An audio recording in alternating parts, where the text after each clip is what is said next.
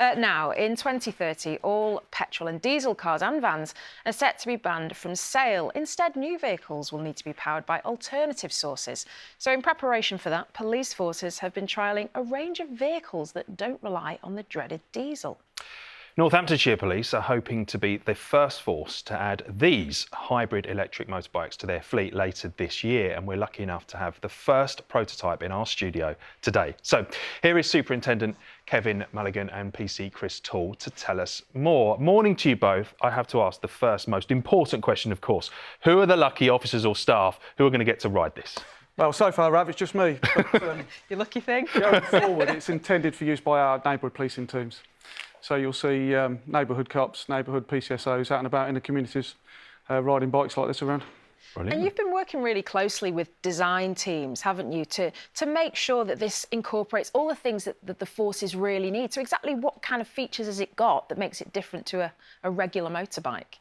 So it's got all the standard features you'd expect to see on a police vehicle. It's got blue lights, it's got sirens, it's got all the markings that you can see on either side of the vehicle and all around it.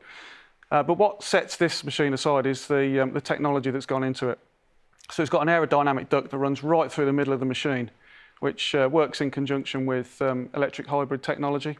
The net result of that is a 50% reduction in CO2 emissions. That's so how does the duct actually work then in order to reduce these emissions? So if you think of a conventional car, motorbike, any vehicle that's on the road, it meets resistance from the air.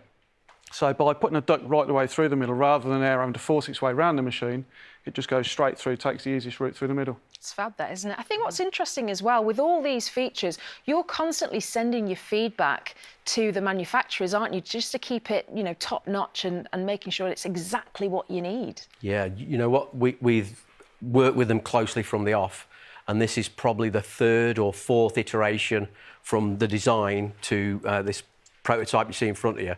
And they're evolving all the time, so they really do listen and take notice of the little bits of feedback we give, which is really useful for us, because ultimately this is not just going to be a police machine, it's going to be for all emergency services. So we're working on behalf of those as well, and we're really grateful for that opportunity to get involved at this early stage. Brilliant.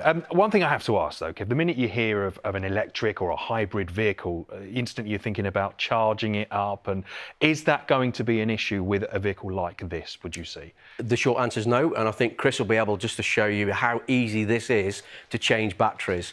It's literally a couple of minute job all around. It's just there. I didn't expect it to be that easy. Yeah. OK, so you've just got a couple of battery packs there. That obviously took seconds, and therefore, as they're that small, is that therefore something you could potentially carry on the vehicle yourself, a spare set? Yeah, they can go in the panniers. They also store easily back at the stations, and the beauty is they run off your usual 3-pin electric socket. So for us, it's a win-win. That's not how the initial prototype looked, but through our feedback, that's where we've evolved to. So it's really terrific, really simple, and as you know, it needs to be as simple as it can. Pleased to use it. I'm glad you said it. That. We didn't say it. Now, Chris, we've actually got a clip of you in action riding this motorbike. I have to say, it really does look impressive. How does it feel to ride? I was really surprised. It, despite having the two wheels at the front, it rides just like a conventional motorbike. It corners, it brakes, it rides in a straight line. Once you're on it, you can't see the two wheels at the front, and it's difficult to tell.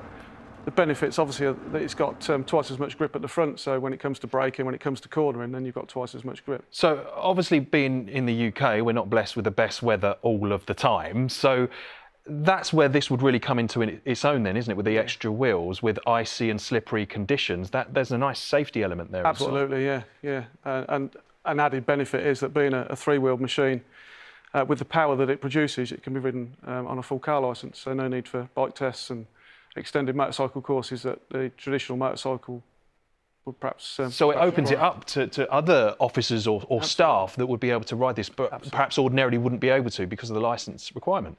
Brilliant. And in terms of the actual policing then, where will it be used? Is it something that you'd use more in the inner city or in kind of small towns and villages, or...? They really are a go-everywhere machine. You can see that they make a real statement when they arrive, and we've used them now in the town centres, the city centres, as well as out in the rural community as well.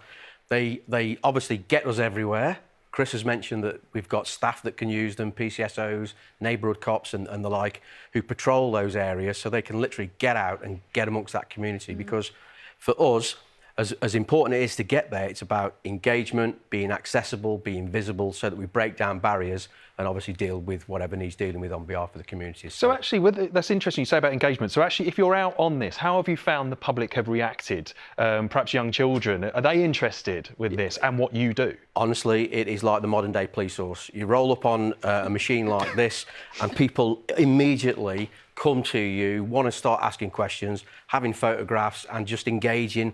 And it gives us an opportunity then, not only to talk about the machine, but also talk about what we do as emergency services. So for us, absolutely no-brainer, it's a winner. Yeah, sounds fantastic. Yeah, Lots it of really is good. And positives, just briefly, you're starting off with just you. Are you hoping this is going to go wider afield across the UK? There's no question. 2 wheels, 3 wheels, 4 wheels. The technology that Chris has mentioned with the duck through can be applied to any machine. And, you know, we're having 8 in Northamptonshire, all being well by the end of the year.